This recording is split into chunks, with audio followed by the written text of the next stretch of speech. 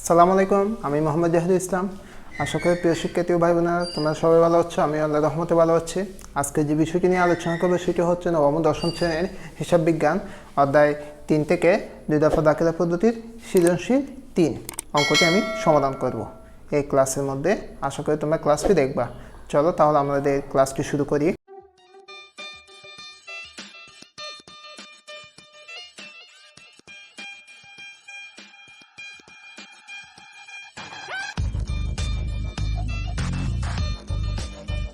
আমি প্রশ্নটি পড়তেছি, তোমরা বই থেকে প্রশ্নটি দেখে নিবা।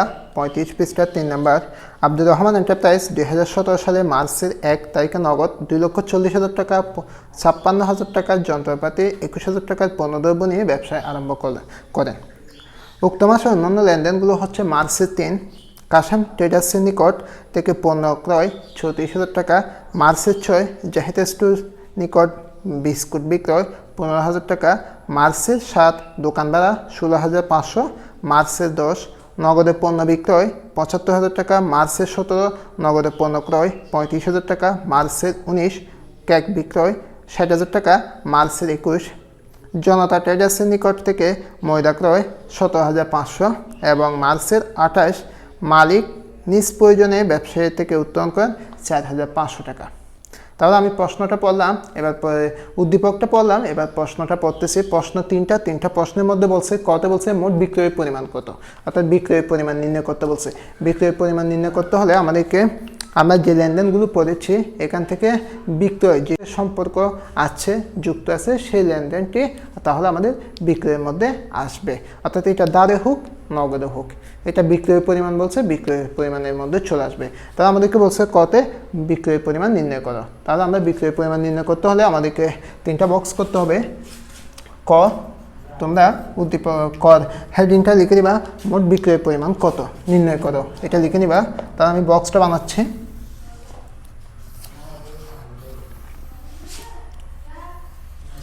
তাহলে এবার দেখো 3টা বক্স, একটা হচ্ছে টাকা আর একটা তারিখ বিবরণ। ওকে, তারিখ বিবরণ টাকা 2017 সাল এখানে লিখে দিবা। তো এখানে বিক্রয় যে শব্দটা অর্থাৎ যে লেনদেনগুলোর সাথে যুক্ত আছে এই লেনদেনগুলো অর্থাৎ ক অঙ্কের মধ্যে আসবে। তাহলে আমরা দেখতে পাচ্ছি এই মার্চের 6 জাহিদ স্টোর নিকট বিস্কিট বিক্রয় 35,000 টাকা, 15,000 টাকা, এই লেনদেনটা আসবে। মার্চের 6 লিখব জাহিদ স্টোরের নিকট বিস্কুট বিক্রয় কত হাজার টাকা, 15,000 টাকা, এখানে টাকার বক্সে লিখে দিবা। এরপর বলছে মার্চের 10 নগদে পণ্য বিক্রয় 75,000 টাকা, এটা আসবে। 10 নগদে পণ্য বিক্রয় 75,000 টাকা। ওকে, এরপর সেখানে দেখো এই 19 তারিখে বলছে কেক বিক্রয় 60,000 টাকা, এটা আসবে। 19 তারিখ কেক বিক্রয় কত, 60,000 টাকা। 60,000 টাকা লেখার পর আমাদের আর আছে কিনা দেখতে হবে লেনদেন। এরপর বলছে দেখা যাচ্ছে আর নেই। তাহলে আমরা এবার কী করবো, যোগ করে দেব 10 শূন্য হাতে চেক 2 9 9 আর 15 1,50,000 টাকা মনে হয়। 5 5 10 10 শূন্য হাতে চেক 8 9 হ্যাঁ 15, অর্থাৎ 1,15,000 টাকা। এভাবে ক্লোজ করে দিতে হবে মোট বিক্রয়। এখানে তোমরা লিখে দিবা মোট বিক্রয় এই 1,50,000 টাকা। তাহলে আমাদের কর উত্তর শেষ। এবং কতে কী বলছে, 1 3 7 ও 10 তারিখের লেনদেনগুলোর বিবরণী ছকে হিসাব সমীকরণের লেনদেনের প্রভাব দেখা। অর্থাৎ এটা আমাদেরকে একটু কঠিন, সবাইকে ভালো করে বুঝতে হবে। দেখো আগে বক্সটা বানিয়ে নিই আমি, তারপর বোঝাবো তোমাদেরকে।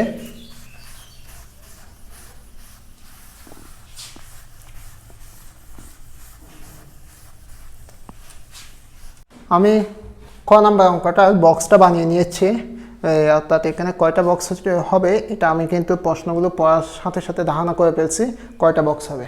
তো তোমরা পরবর্তীতে বুঝতে পারবা, কারণ লেনদেনগুলোতে আমি শব্দ পাচ্ছি একটা নগদ আর একটা যন্ত্রপাতি, আর ক্রয় পাচ্ছি বিক্রয় পাচ্ছি। তো ক্রয় বিক্রয় কিন্তু আমরা বক্স দিতে পারি মালিকানা সত্ত্ব, আর একটা ক্রয় করছে জাহিদ স্টুসের নিকট, এটা হচ্ছে ধারে। তাই ধারে ক্রয় করলে পাওনাদার সৃষ্টি হয়, তার জন্য আমরা পাওনাদার একটা বক্স দিয়েছি, আর বাকি কোনো বক্স দিতে হবে না। তাহলে আসো এবার 1 তারিখে কী বলছে, নগদের 2,40,000 টাকা আমরা মালসেরে এখানে মালসের নগদের 2,40,000 টাকা লিখে দেব। যন্ত্রপাতি বলছে 56,000 টাকা। লেখার পর এবার দেখো, এবার 21,000 টাকা বলছে, 21,000 টাকার পণ্যদ্রব্য। তো পণ্যদ্রব্য কিন্তু আমাদের এইটার সাথে যোগফল করতে হবে, মানে আগে এটা যোগফল বের করে নিই। 2,40,000,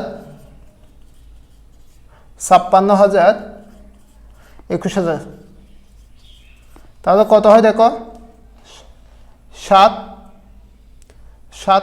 এদিকে 7 7 আর 11 এক হাত আছে 3,17,000 টাকা। অর্থাৎ আমাদের নগদে আছে 2,40,000, যন্ত্রপাতি আছে 56 আর পণ্যদ্রব্য আছে 21,000 টাকা, মোট হচ্ছে 3,17,000 টাকা। এখানে কিন্তু দেখো পণ্যদ্রব্য আমরা এগুলোর সাথে একবার যোগ করে মালিকানা সত্ত্বের মধ্যে বসে ফেলছি, আবার কিন্তু মালিকানা সত্ত্ব থেকে পণ্যদ্রব্য 21,000 টাকা মাইনাস করে দিতে হবে, কারণ পণ্যদ্রব্য বললে ক্রয় মানে আমাদের জন্য ব্যয় হিসাব। তাহলে এটা মালিকানা সত্ত্ব থেকে আবার 21,000 টাকা আমাদের জন্য মাইনাস করে দিতে হবে আমাদেরকে। তারপর আমাদের উদ্বৃত্ত বের করতে হবে। উদ্বৃত্তটা বের করে নিই, এটার থেকে এটা গেলে 1 গেলে 6, আর 1 থেকে তো 2 যাবে না, 11, 11 থেকে 2 গেলে 9, আর এখানে 2,96,000 টাকা। এইখানে 56,000 টাকা বসে দেবো, এখানে 2,40,000 টাকা এটা বসে দেবো। এটা হচ্ছে আমাদের উদ্বৃত্ত। এরপর তারিখটা হচ্ছে আমাদেরকে এই 3 তারিখের কথা বলছে। 3 তারিখে বলছে কাশেম ট্রেডার্সের নিকট থেকে পণ্য ক্রয় 34,000 টাকা। তো কাশেম ট্রেডার্সের নিকট পণ্যদ্রব্য ক্রয় করলাম 34,000 টাকা। তাহলে কাশেম ট্রেডার্স আমাদের কাছ থেকে এখনও টাকা পায় নাই, টাকা যখন পাবে ওকে পরিশোধ করে দেবো, কিন্তু ওর হিসাবে এখন ও পাওনাদার, ওর পাওনাদার ক্রমে আমাদেরকে লিখে দিতে হবে 34,000 টাকা। আমরা এখানে লিখে দিচ্ছি 34,000 টাকা, আর আমাদের এখান থেকে মাইনাস হয়ে যাবে, মালিকানা সত্ত্ব থেকে 34,000 টাকা চলে যাবে, কিন্তু পাওনাদার থেকে 34,000 টাকা কমবে না। পাওনাদার থেকে 34,000 টাকা কখন কমবে, যখন আমি 34,000 টাকা সরাসরি একদম ক্যাশে বা নগদে দিয়ে দেবো তাকে, তখন আমাদের নগদ থেকে চলে যাবে, পাওনাদার থেকে কমে যাবে। তাহলে বুঝতে পেরেছি আশা করি। তারপর এবার কী করতে হবে, আমাদের আবার উদ্বৃত্ত বের করতে হবে। একটা লেনদেন কমপ্লিট এন্ট্রি হওয়ার পর আমাদেরকে একটা উদ্বৃত্ত বের করে নিতে হবে। তাহলে এবার এটার উদ্বৃত্ত কত হবে, এই টাকাটা কোনো পরিবর্তন হবে না, এটা সোজা বসে যাবে 2,40,000 টাকা, 56,000 টাকা আর 34,000 টাকাও বসে যাবে। এখান থেকে এটা বিয়োগফল বের করে নিতে হবে। তাহলে 6 থেকে 4 গেলে 2, 9 থেকে 3 গেলে 6, এদিকে 2। তাহলে এটা হচ্ছে আমাদের উদ্বৃত্ত। এরপর তারিখটা বলছে যে কত, 7 তারিখ। 7 তারিখে বলছে দোকান ভাড়া প্রদান, তাহলে নগদে ভাড়া প্রদান করছেন, অর্থাৎ ভাড়া ডেবিট, নগদ হিসাব ক্রেডিট। তাহলে আমাদেরকে লিখতে হবে নগদ কলামে, এই তারিখ হচ্ছে 7, নগদ কলাম থেকে ভাড়া প্রদান করছে, তাহলে এটা ব্যয় হলে আমাদেরকে মাইনাস করে দিতে হবে এই 16,500 মাইনাস মালিকানা সত্ত্ব থেকে 16,500 মাইনাস করে দেব। তারপর আমাদেরকে আবার উদ্বৃত্ত বের করে নিতে হবে।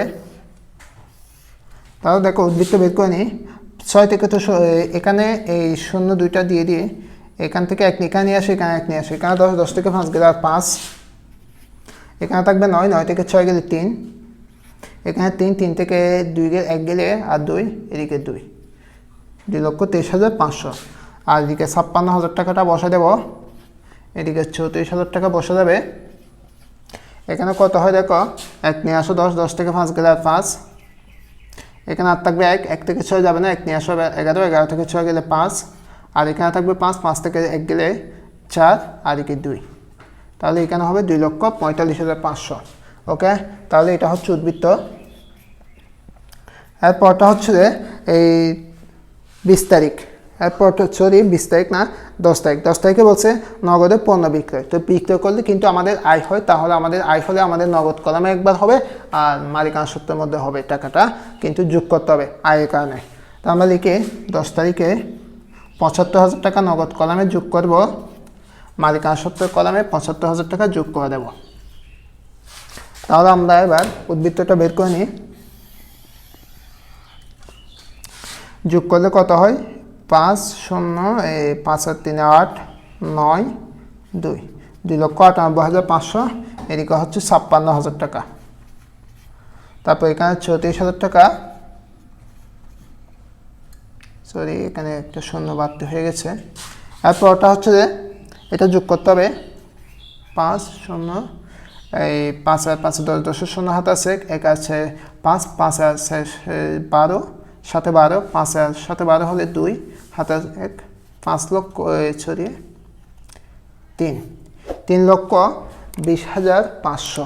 তাহলে এদিকে তো এবার কি করতে হবে আমাদেরকে দেখে, এবার এই দুইটা দাগ আমাদেরকে মুছে দিতে হবে। তোমরা পেন্সিল দিয়ে বক্সটা বানাবা পরবর্তী যাতে মুছে দিতে পারো, এগুলো ঠিক থাকবে। এবার এই দুটোটা যোগ করে এখানে বসাতে হবে, এই দুটোটা যোগ করে এখানে বসে দিলে আমাদের যোগফল যদি মিলে যায় তাহলে আমাদের অঙ্কটা হয়ে যাবে আশা করি। 5 আর তাহলে এখানে 5 3টা শূন্য, এদিকে 500 আছে, তাহলে আমি আগে 500 লিখে ফেলি। 6 আর 8 হচ্ছে 14 14 4 হাতে আছে 1 1 আর 9 10 10 আর 5 15 15 5 হবে, হাতে আছে 1 1 আর 3 2 3, অর্থাৎ এখানে হচ্ছে 3,54,500 3,54,500। এবার এটার সাথে এটা যোগ করে এখানে বসাতে হবে। এখানে লিখে নিই 3,20,534,000। তাহলে হ্যাঁ ঠিক আছে, তাহলে হচ্ছে কত 3,54,500 3,54,500 এখানে আমরা মোট লিখে দিতে পারি। তাহলে আমাদের অঙ্কটা এখানে আমরা সমান চিহ্ন দেব, সব জায়গায় প্রতিটা লেনদেনে একটা একটা কি দিয়ে দেবো সমান, আর এখানে যোগ থাকবে 4টা যোগ দেব।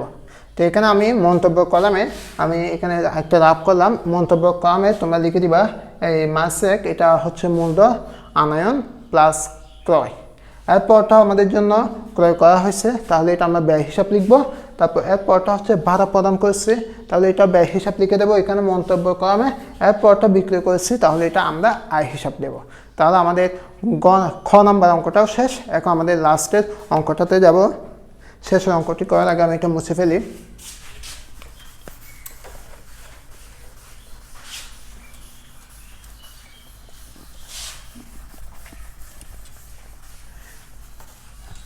শেষের অঙ্কটিতে বলা হয়েছে ডেবিট ক্রেডিট নির্ণয় করতে বলছে, তারিখ উল্লেখ করে দিছে কয়েকটা লেনদেনের, তাহলে সেগুলোর অর্থাৎ ডেবিট ক্রেডিট নির্ণয় করতে বলছে। তাহলে আমরা লিখি গ নাম্বার, ডেবিট ক্রেডিট নির্ণয়ের জন্য আমরা একটি বক্স বানাই। প্রথমে তারিখ হবে, বিবরণ দেব, তারপর হচ্ছে ডেবিট অবলিক ক্রেডিট। ওকে, তাহলে আমরা ডেবিট ক্রেডিট নির্ণয় করবো। তাহলে 2017 আমাদেরকে তারিখ অনুযায়ী আমরা ডেবিট ক্রেডিট নির্ণয় করব। আমাদের তারিখে বলছে প্রথমে 6 তারিখ 17 তারিখ 19 তারিখ 28 তারিখের লেনদেনগুলোকে ডেবিট ক্রেডিট নির্ণয় করতে বলছে, শুধুমাত্র ডেবিট ক্রেডিট নির্ণয় করতে বলছে। ওকে, আমরা এখন লিখব যে 6 তারিখ।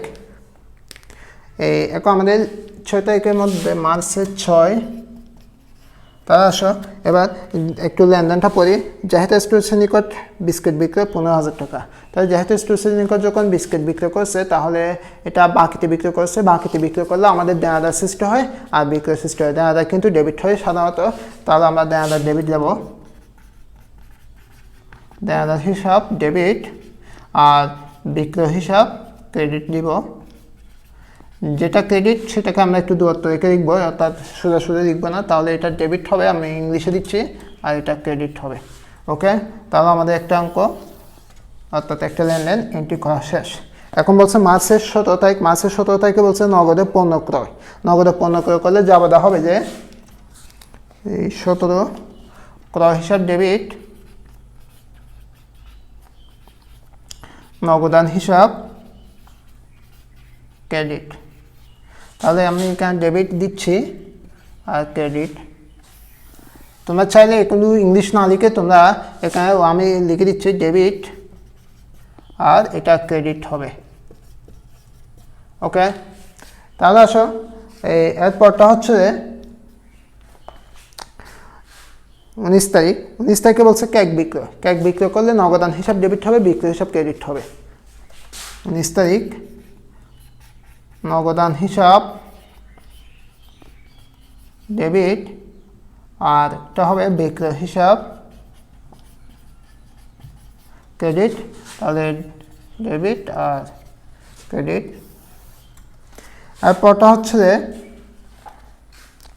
28 তারিখ। 28 তারিখে কি বলছে দেখো, মালিক নিজ প্রয়োজনে ব্যবসা থেকে উত্তোলন করেন 4500। তাহলে এখানে উত্তোলন যখন করছে, উত্তোলন আগে হবে উত্তোলন হিসাব ডেবিট, নগদান হিসাব ক্রেডিট। 20 তারিখ না, 28 তারিখ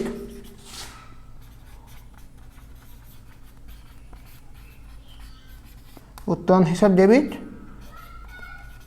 নগদান হিসাব ক্রেডিট। তাহলে এখানে ডেবিট আর এখানে ক্রেডিট। তাহলে আমাদের অঙ্কটা শেষ। সবাই অঙ্কটি বুঝতে পেরেছ। সবাইকে আমার ক্লাসটি দেখার জন্য ধন্যবাদ। আর যারা আমার চ্যানেল নতুন তাদেরকে বলবো চ্যানেলটি সাবস্ক্রাইব করো, পাশের বেল আইকনটি বাজিয়ে। আর যারা সাবস্ক্রাইব করেছো তাদেরকে আমার পক্ষ থেকে ধন্যবাদ। আসসালামু আলাইকুম, আল্লাহ হাফেজ।